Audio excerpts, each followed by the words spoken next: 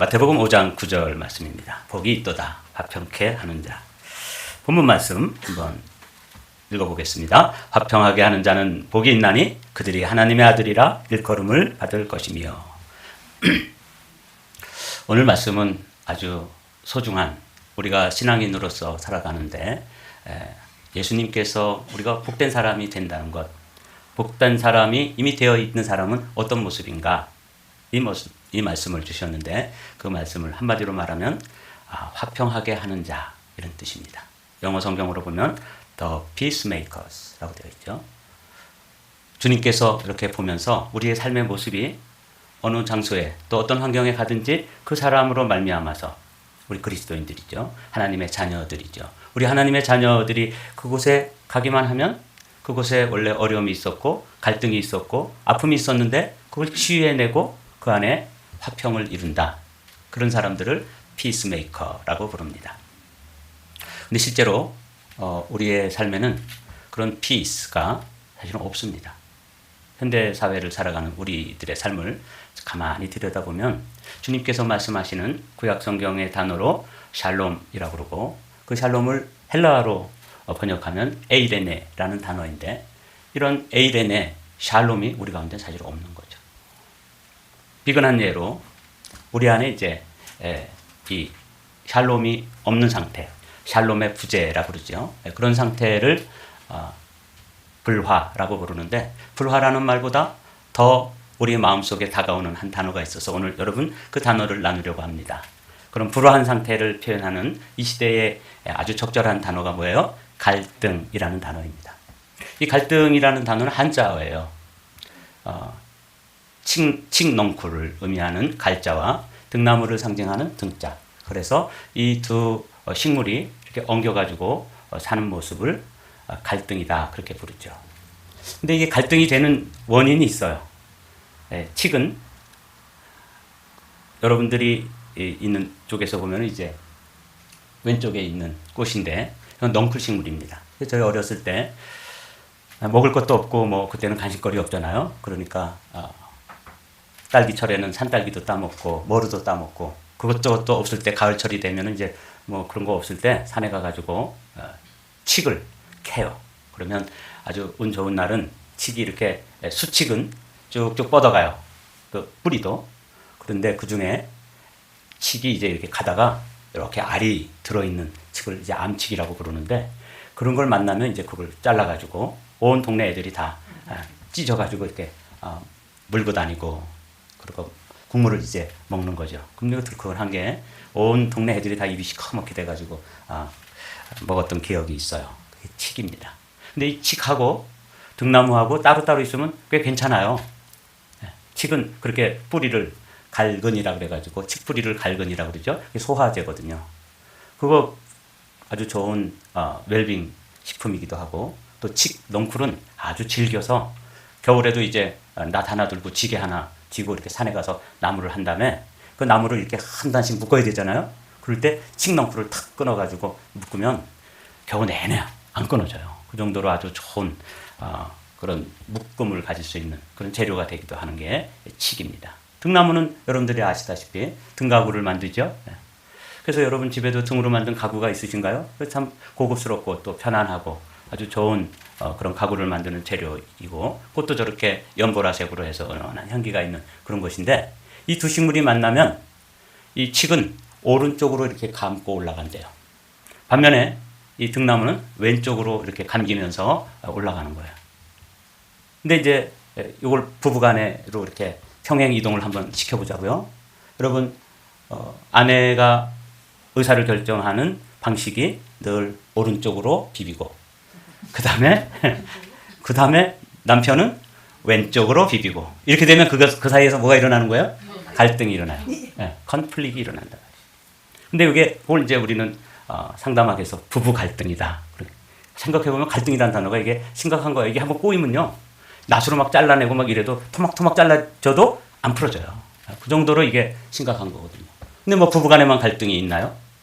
고부간의 갈등. 그래서 시어머니와 며느리 사이의 갈등. 요즘 뭐 갈등이 세대 간의 갈등도 있고, 꼭 고부 간의 갈등만 있는 게 아니라 또 진영 간의 갈등도 있어요. 진보 세력과 또 좀 보수 세력 이 사이에도 긴 갈등이 있어서 언제나 보수 세력은 어떤 일을 생각하고 또 정리하고 또 처리하고 결단하는 과정이 오른쪽으로 비비는 거예요. 반면에 진보 세력들은 그런 모든 과정을 왼쪽으로 틀어서 비비니까 둘 사이에 만나면 뭐가 생긴다고요? 갈등이 생긴다는 거예요. 이게 오늘 사회의 현상이에요. 심지어는 하나님과 우리 사이에도 갈등이 있다는 것 여러분 아세요? 주님과 우리 사이에도 갈등이 있었어요. 사도 바울은 그 사실을 왼수라고 더 적극적인 표현을 쓰고 있습니다. 곧 우리가 원수 되었을 때 그의 아들의 죽으심으로 말미암아 하나님과 화목하게 되었은즉 화목하게 된 자로서는 더욱 그의 살아나심으로 말미암아 구원을 받을 것이니라. 그뿐 아니라 이제 우리로 화목하게 하신 우리 주 예수 그리스도로 말미암아 하나님 안에서 또한 즐거워하느니라. 그러니까 이 로마서 5장에 보면 우리의 예수 그리스도를 만나기 이전의 상태를 세 가지로 이야기하고 있어요. 첫 번째, 우리가 연약하였을 때, 우리가 힘이 미약해서 하나님께서 이렇게 하라고 말씀하시는 그 말씀을 따라서 살 수 있는 힘이 우리 안에 없는 거예요. 더군다나 적극적으로 우리는 이 미약한 힘을 가지고 또 반대편에 죄를 짓게 돼요. 그래서 우리가 연약할 때에 라고 기록되는데 8절에 보면 우리가 죄인 되었을 때 그렇게 말씀합니다. 그래서 죄인 되었을 때의 상태를 더 구체적으로 표현하면은 무슨 상태라고 말하는 거예요? 원수다. 하나님과 우리 사이에 갈등이 있어서 하나님은 빛이시기 때문에 어둠을 봐줄 수가 없는 거예요. 그분은 공의의 하나님이기 때문에 우리의 죄와 공존하실 수가 없어요. 그 정도로 깊은 갈등이 하나님과 우리 사이에 있는데 이 갈등을 해결할 수 있는 유일한 방법은 죽음입니다. 그래서 그의 아들의 죽으심으로 말미암아. 그러니까 이 갈등을 해결하는 비결은 해법은 뭐예요? 하나님도 그걸 해법이 딱 한 가지 해법으로 해결하신 거죠. 죽으심. 이게 십자가잖아요. 그래서 십자가에서 하나님 아버지와 인류 사이에 큰 반목, 갈등, 그리고 그것을 원수 되었을 때라고 표현하고 있는데 그것을 십자가로 소멸하셨다. 그래서 이 피스메이커, 화목케 하는 그 원조는 누구시냐면 예수 그리스도입니다. 오늘 이제 피스메이커라는 단어를 우리 마음속에 새기고 이제 하루를 또 한 주간을 시작해야 되는데 피스메이커 그러면은 우리가 피스메이커로 살아가야 되는데 그 피스메이커의 삶을 사셨던 한 분이 누구냐면 십자가에 죽으신 예수. 이렇게 여러분들이 마음에 정리를 해 두십시오.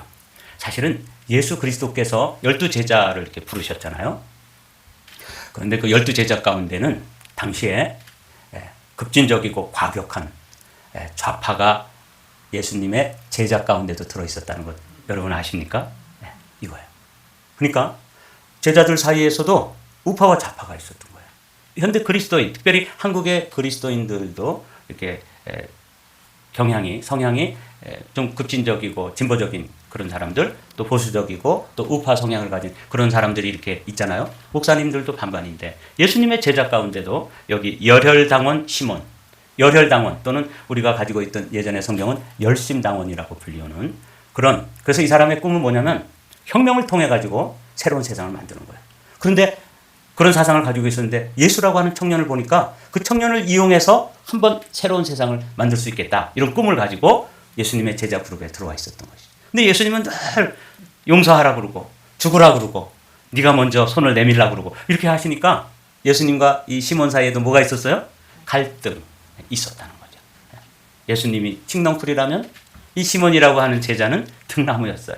마치 여러분 가정에서도 아내가 칡렁쿨이라면 남편은 등나무인 거예요. 그래서 이렇게 둘이서 만나면은 어떻게 돼요? 꼬여. 꼬이는 거예요. 엮이면 꼬이는 거죠. 사랑만 하기에도 시간이 얼마 남지 않았는데도 꼬여서 사는 거예요.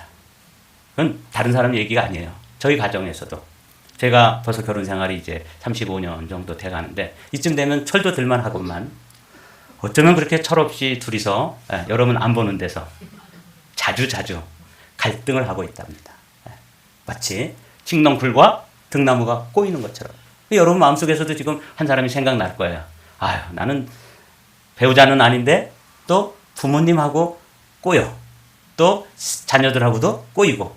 그리고 형제간에도 또 갈등이 있고. 그렇죠? 그래서 그런데도 주님이 뭐라 그러냐면 내가 피스메이커다. 그러므로 너희도 피스메이커의 삶을 살아라. 이게 오늘 핵심이에요. 자, 그럼 조금 더 나가보도록 하죠.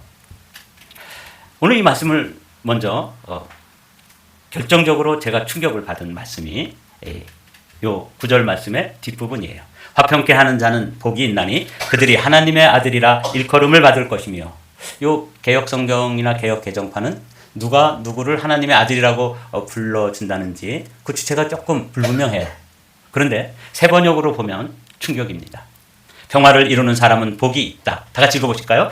하나님이 그들을 자기의 자녀라고 부르실 것이다. 여러분, 이 말씀이 그런 거 뭐 이해가 되네, 이렇게 받으시면 안 돼요. 이걸 거꾸로 한번 뒤집어 보십시오. 우리가 피스메이커로 화평을 이루는 삶을 살지 못하면 그것이 어떤 관계가 되었든, 그것이 부모 자녀의 관계가 되었든, 부부 관계가 되었든, 세대 간의 갈등이 되었든, 진영 간의 갈등이 되었든, 우리가 화목한 삶을 살지 못하면 하나님의 아들이라고 하나님이 인정해 주지 않으신다는 거 아닙니까? 하나님이 그들을 자기의 자녀라고 부르실 것이다.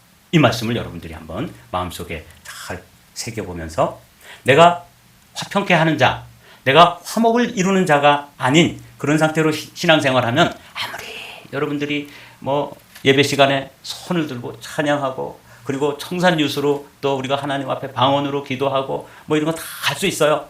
봉사도 하고 헌금 생활도 제대로 하고, 그런데 여러분 안에 이렇게 평화를 이루는 사람의 복, 이게 없으면 하나님은 그건 내 새끼 아니야, 그렇게 부른다는 거예요. 그건 내 자녀 아니야. 그러니까 얼마나 충격이에요. 그래서 이 말씀은 먼저 저에게 큰 충격으로 다가왔습니다. 제가 가정에서 제 아내와 또 자녀들과 제가 화평, 샬롬을 경험하고 샬롬을 누리고 샬롬을 나누면서 샬롬을 위해서 애를 쓰고 이렇게 만들어가지 않으면, 목회 정말 잘하고 설교 뭐 진짜 잘하고 이래도 소용이 있다 없다, 하나님이 자녀로 치질 않는다는 거 아니에요. 이게 제가 받은 첫 번째 충격입니다. 아, 이런 거구나. 이 새 번역이 잘 되었어요. 하나님이 그들을, 요 그들이 누구냐면 화평을 이루는 사람들을 이야기하는 거예요. 그럼 여러분 가정에 멀리 딴 사람 이야기, 뭐 또 다른 사람의 경우에 그 집을 얘기하는구나, 이게 아니라 우리 집 얘기하는 거라니까요. 여러분 가정을 들여다보시고 여기에 적용해 보십시오.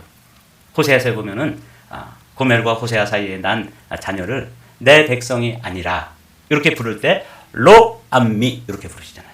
로라는 말은 히브리어의 부정어예요. 노 이런 뜻이잖아요.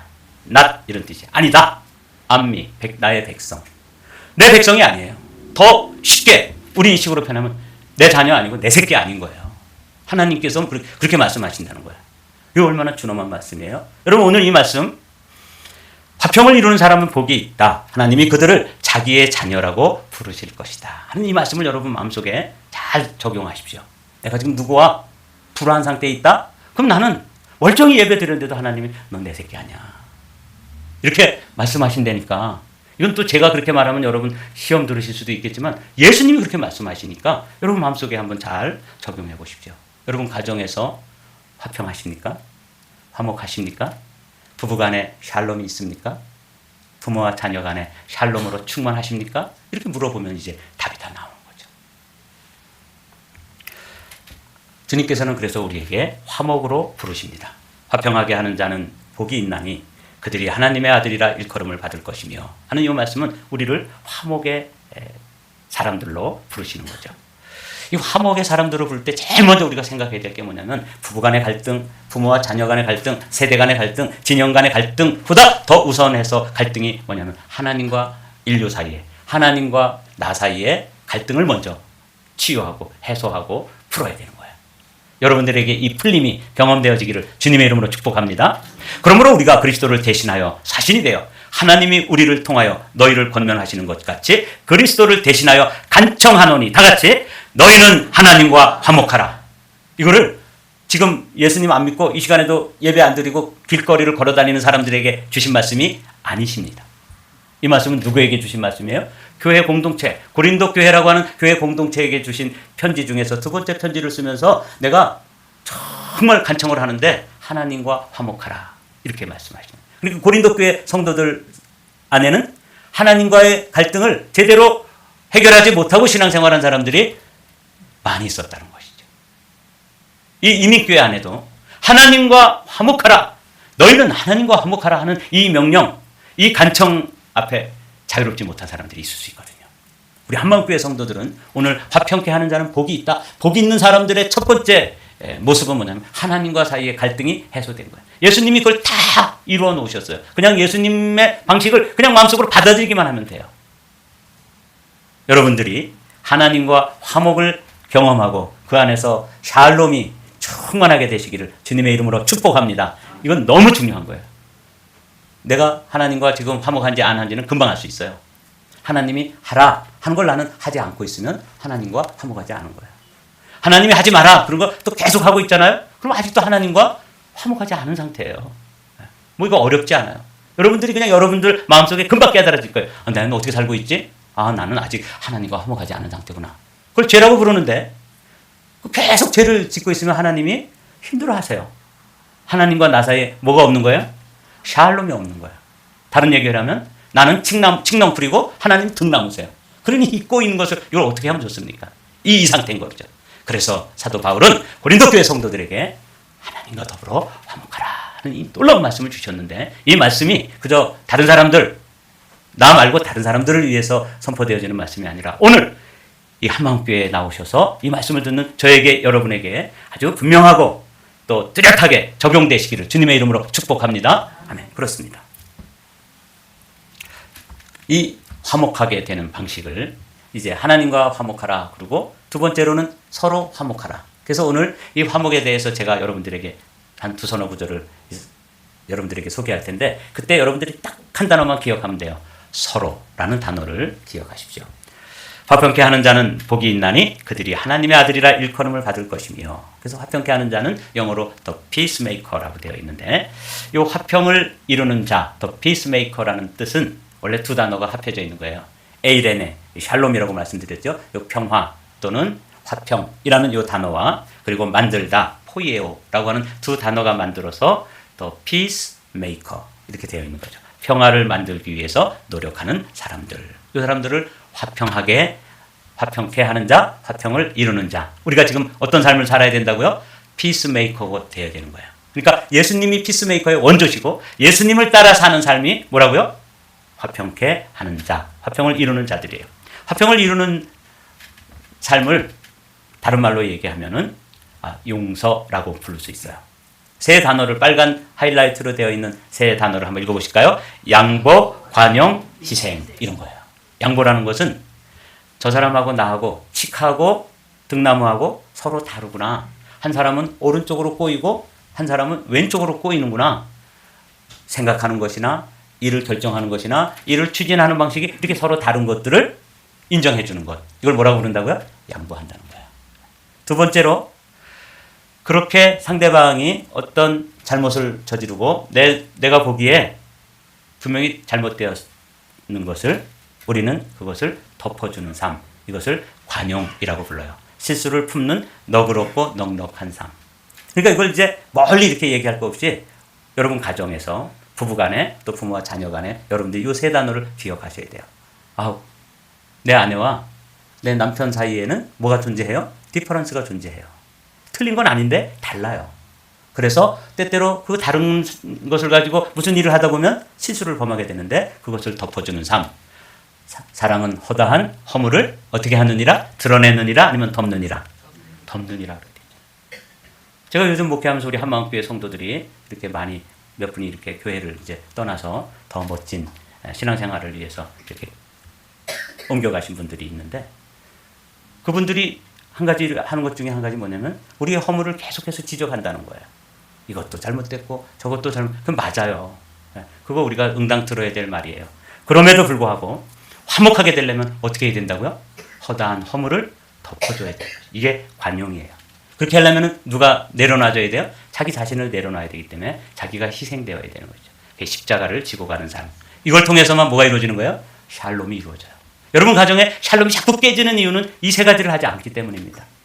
나하고 다른 걸 틀렸다고 막 지적하고 그거 더 허물이 있으면 그 허물을 다 드러내고 그걸 지적하고 몇 년 묵은 허물까지도 끌고 와가지고 또 얘기하고 막 이렇게 하니까 그 사이에 샬롬이 이루어질 여유가 없는 것이죠.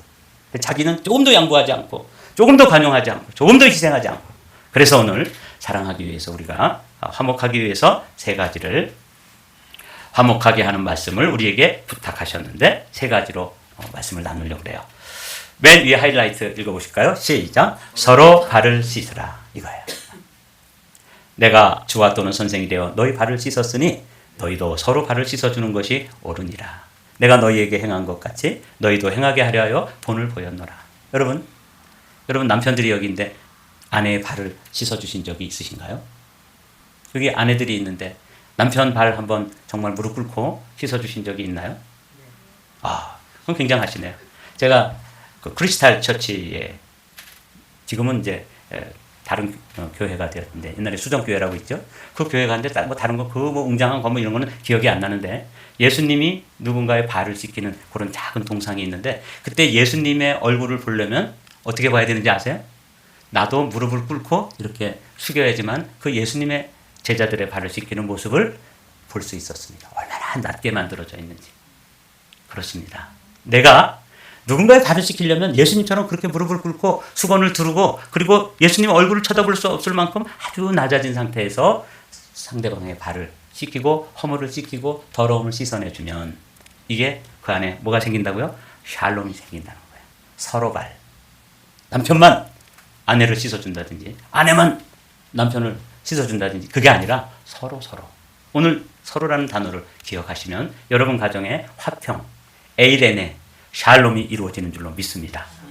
두 번째로 우리가 생각해야 될 단어가 새 계명을 너희에게 주노니 서로 사랑하라. 내가 너희를 사랑한 것 같이 너희도 서로 사랑하라. 너희가 서로 사랑하면 이로써 모든 사람이 너희가 내 제자인 줄 알리라. 예수님이 진짜 발을 씻기고 서로 발을 씻어주시라 그런 것처럼 예수님이 먼저 사랑해 주시고 그리고 서로 사랑하라고 그러시는 거예요. 예수님이 누구시라고요? The peacemaker. 유일하신 피스메이커시죠. 그래서 우리는 그분을 닮아서 작은 예수로 살아가는 삶이 뭐예요? 화평을 이루는 삶입니다. 피스메이커로 사는 것이죠. 우리 그리스도인들은 피스메이커가 돼야 되는데 어떤 사람으로 살아가요? 트러블 메이커로 살아가잖아요. 그 사람만 들어가면 멀쩡하던 가정도 불편해. 아버지가 문 탁 열고 들어오면 애들이 멀쩡하게 거실에 놀다가도 바퀴벌레 속도 샥 사라져가지고 자기 방으로 쏙 들어가 버리는 거예요. 그 아버지가 애들하고 어떻게 얼굴 마주칠 수가 없어요. 무시무시한 거죠. 그 아버지는 피스메이커예요? 트러블 메이커예요? 네, 제가 또 이쁜 입으로 그것까지 얘기는 안 하겠습니다. 이렇게 산다는 거죠. 우리를 예수님께서 이 땅에 남겨놓으신 것은 더 피스메이커로 서로 발을 씻어라. 서로 사랑해줘라. 이렇게 하시는 거예요. 더 놀라운 말씀을 주님께서는 서로라는 말씀으로 주셔요. 자, 우리 이건 짧은 구절이니까 함께 읽어보시죠. 너희가 짐을 서로 지라. 그리하면 그리스도의 법을 성취하리라. 그리스도의 율법을 성취하는 것은 서로 사랑하고 서로 발을 씻겨주고 서로 버든을 져주는 거예요. 짐을, 부담을 져주는 거예요. 아내가 그렇게 힘들어하는 짐을 남편이 같이 져주면 그 무거운 짐이 반씩 나눠지니까 반 쪽이 되는 거잖아요. 그러나 기쁨을 또 함께 나누면 기쁨은 뭐가 돼요? 2배가 돼요. 짐은 나눠지면 반이 되고 기쁨은 2배가 되고 이 삶의 원리를 화평을 이루는 삶의 원리로 주님이 오늘 우리에게 말씀하십니다. 이해하기도 쉽죠? 서로 발, 서로 사랑, 서로 짐. 이렇게 여러분 요약을 하고 오늘 이제 마지막으로 성 프란시스의 주여 나를 평화의 도구로 써주소서. 이건 뭐 우리가 샬롬이 우리 안에 없기 때문에 우리 안에 그런 화평이 없기 때문에 하나님 우리 화목을 이룰 수 있도록 화목의 도구로 평화의 도구로 저를 사용해 주십시오. 이렇게 기도하고 주님의 도우심으로만 우리가 피스메이커로 살아갈 수밖에 없기 때문에 이 기도를 함께 천천히 기도하는 마음으로 함께 읽고 마치도록 하겠습니다. 주여 나를 평화의 도구로 써주소서. 미움이 있는 곳에 사랑을, 다툼이 있는 곳에 용서를, 분열이 있는 곳에 일치를, 의혹이 있는 곳에 믿음을, 그릇됨이 있는 곳에 진리를, 절망이 있는 곳에 희망을, 어둠이 있는 곳에 광명을, 슬픔이 있는 곳에 기쁨을 심게 하소서. 위로받기보다는 위로하고 이해받기보다는 이해하며 사랑받기보다는 사랑하게 해 주소서. 우리는 줌으로써 받고 용서함으로 용서받으며 자기를 버리고 죽음으로써 영생을 얻기 때문입니다.